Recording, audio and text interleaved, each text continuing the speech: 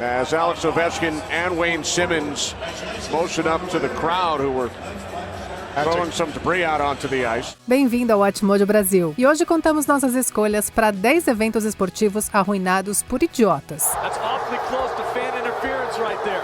The umpire's all over it. Yes, it looked like Tony Martin caught a sign held by a spectator, and the crash went all the way across the road. Fortunately, those bottles are plastic. But these Cleveland fans are irate. Nessa lista, veremos momentos em que eventos esportivos foram interrompidos, prejudicados ou interferidos por razões estúpidas, o que, por sua vez, arruinou a experiência para todos os outros no processo.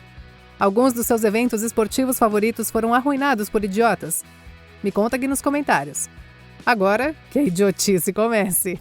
Número 10. Ataque a laser no futebol de segunda noite. Esses pequenos aparelhos podem causar sérios problemas, não apenas em aviões, mas também no campo. Durante um jogo de futebol de segunda noite na Cidade do México, o quarterback do Houston, Texas, Brock Osweiler, estava sendo constantemente perturbado por uma luz verde. Alguém na plateia estava usando uma caneta de laser de alta potência para distraí-lo. Well, we appear to have an issue with laser pointers from the stands. You can see off the helmet there of Osweiler, somebody directing a laser, and we've seen it a couple of other times as well. O jogo foi interrompido, com os árbitros pedindo a segurança para encontrar e acabar com a interferência. Perhaps that has something to do with the drop passes. Can't have that. Infelizmente, o culpado nunca foi encontrado ou repreendido. Após o jogo, Osweiler estava visivelmente chateado com o incidente. You know, I've never experienced, a laser being shined into my eyeball during a football game, let alone a professional football game in the National Football League. So I think that was certainly disappointing. Did you see the laser pointers or the paper airplanes? I have no idea about that. Número 9. Apito falso do Utah Jazz. Às vezes, os torcedores só querem dar uma mãozinha para o time deles, mas ao fazer isso, eles prejudicam a imparcialidade do jogo. Durante uma partida entre o Utah Jazz e o Golden State Warriors, em 2009, ouviu-se um apito, o que interrompeu toda a ação na quadra. No entanto, esse apito não veio de um árbitro. Rapidamente percebendo isso, os jogadores do Jazz aproveitaram a oportunidade para encaixar uma enterrada fácil. O Utah Jazz claramente obteve uma vantagem injusta, mas o ponto foi concedido mesmo assim.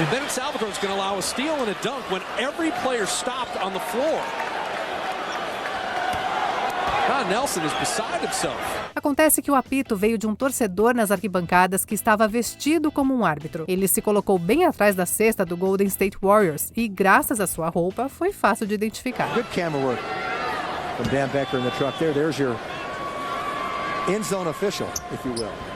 Número 8. O bêbado no jogo de cricket. Acho que esse cara está no jogo errado. Ei, o rugby é no outro estádio. Depois de algumas bebidas, um torcedor australiano que estava em um jogo de cricket entre o Paquistão e a Austrália invadiu o campo e derrubou Khalid Latif, do Paquistão, deixando os oficiais enfurecidos. Dizem que ele fez isso por causa de uma aposta. O torcedor, chamado David James Fraser, foi escoltado para fora pela segurança, mas o incidente levou o ministro dos esportes do Paquistão a exigir a remoção de álcool dos estádios australianos de cricket. O estádio WACA foi esvaziado e Fraser foi multado em $9.000, além de ser banido para sempre dos estádios.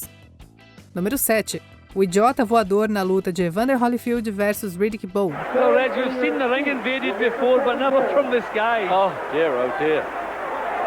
How on earth did he do it? Se houver alguma dúvida sobre como os fãs se sentiram em relação a essa palhaçada, basta observar a recepção calorosa que ele recebeu logo após aterrissar. Evander Holyfield e Riddick Bowe estavam lutando no Caesar Palace, na Las Vegas Strip. Do nada, uma pessoa caiu do céu usando um paraquedas. Oh dear, there's only a parachutist hit the ropes. I do not believe this clown, where he has come from, unreal. Assim que ele tocou o ringue, a multidão e a segurança se lançaram sobre ele, deixando claro o desagrado com o acontecimento. A luta foi interrompida e o homem foi levado às pressas para o hospital, brincando mais tarde que, apesar de ser uma luta peso pesado, ele foi o único cara que foi nocauteado. Well, what can we do? That's absolutely ridiculous. Número 6. Sinalizadores em PAOK versus Olympiacos. Nem mesmo o capiroto tem a fúria de um torcedor de futebol desapontado. A atmosfera estava tensa durante o jogo de 2016 entre PAOK e Olympiacos. Os torcedores estavam agitados, só esperando algo para tirá-los do sério. Quando o meio-campista do PAOK, Robert Mack, foi expulso após ser derrubado por um jogador adversário e a arbitragem não marcou nada, os torcedores chegaram ao limite. Perdendo por 2-1 para o Olympiacos, sinalizadores foram acesos por todo o estádio, iluminando o céu de vermelho. Os sinalizadores foram lançados no campo e, com as tensões ainda aumentando, a tropa de choque foi chamada. Árbitros e jogadores foram escoltados para fora do campo e a partida foi suspensa. Naquele ponto, não era mais um jogo, era uma zona de guerra iminente. Número 5. 1 minuto sem silêncio do State of Origin. Imaginem tentar prestar respeito a alguém enquanto algumas pessoas embriagadas decidem começar a gritar ao fundo. Um dos maiores corredores de longa distância da Austrália, Ron Clark, havia acabado de falecer aos 78 anos em 2015. No início de um jogo de rugby do State of Origin 2 em Melbourne, pediram à multidão 1 minuto de silêncio para homenagear a memória de Clark.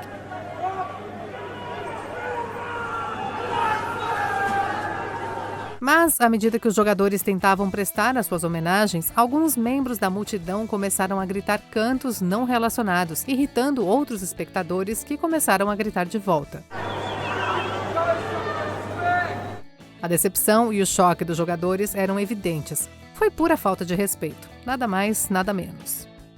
Magnificent athlete and a beautiful person.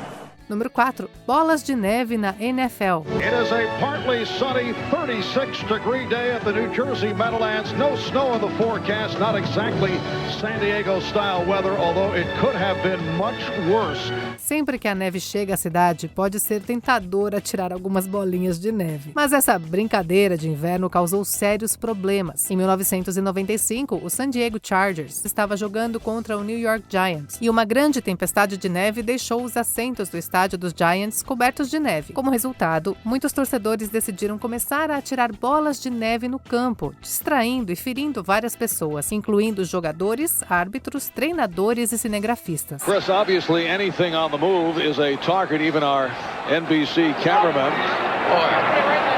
Had to get hazard pay for the guys. Very twisted sense of humor being shown here. Apesar dos apelos, o caos continuou, quase forçando os Giants a desistirem do jogo. I think the officials are telling the players to head back to the sideline. They are now threatening the fans with a forfeit. Because the snowballs have continued to be thrown in the direction, for the most part, in the direction of the San Diego Chargers. Embora os Chargers tenham vencido e garantido uma vaga nos playoffs, a sua vitória foi ofuscada por esse evento lamentável. The Chargers go in at the halftime completely down, completely out of it. They fought their way back. It's an amazing story, and yet it's a story that's hard to get excited and to tell because of what's happened here in the stadium. Número 3. Mamãe entra no ringue de boxe. Nenhuma mãe quer ver o seu filho apanhar, mas isso escalou de 0 a 100 muito rápido. Em 1989, os britânicos peso meio pesado Tony Wilson e Steve McCarthy competiam em uma luta de boxe. Em certo momento da luta, McCarthy estava dominando, derrubando Wilson e encurralando-o nas cordas. De repente, um salto alto se chocou com a cabeça de McCarthy, resultando em uma lesão grave que exigiu tratamento hospitalar. Era a mãe de Wilson, Mina Wilson, que acabou surtando, passando pelos seguranças e começou a atacar o oponente do seu filho. Mais tarde, uma revanche foi marcada, mas toda essa loucura certamente arruinou o evento.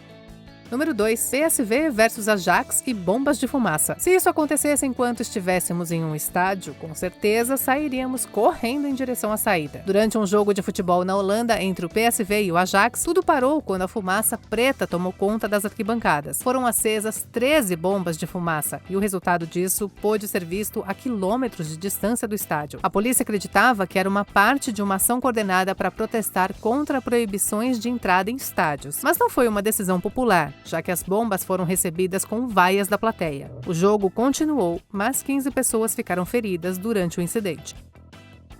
Antes de continuarmos, não se esqueça de se inscrever no canal e ativar o sininho para receber as notificações dos nossos vídeos mais recentes. Tem conteúdo novo todos os dias. Número 1. Confusão generalizada no The Palace of Auburn Hills. What a disgraceful showing from the Pistons fans here. O que começou como uma briga se transformou em algo muito mais sério. Durante a final de um jogo da temporada em que o Pacers dominava os Pistons em 2004, Meta Sanford Artest, conhecido na época como Ron Artest, cometeu uma falta em Ben Wallace, jogador dos Pistons, que então empurrou Artest.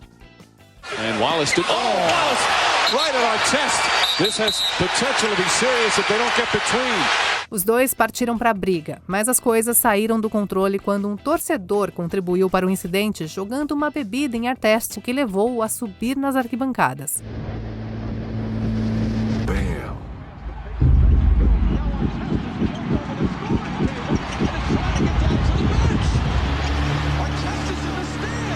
A arena explodiu em caos entre os jogadores, torcedores e seguranças. Mesmo depois que a briga parou e os jogadores foram para os vestiários, os torcedores continuaram a jogar bebidas. Analisando os fatos, fica claro que todo o incidente poderia ter sido evitado se os torcedores não tivessem escalado ainda mais a situação. It seems that you're holding fans, you're saying fans are a bit more culpable here than the players.